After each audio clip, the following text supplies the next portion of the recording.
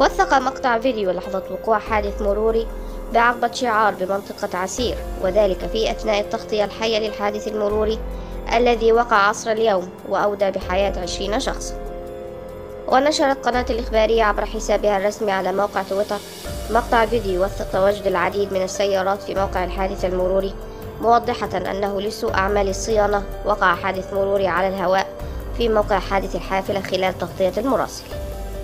وكان 20 شخصا قد توفوا وأصيب 29 آخرون في حادث انقلاب حافلة عصر اليوم، وذلك في عقبة شعار بمنطقة عسير.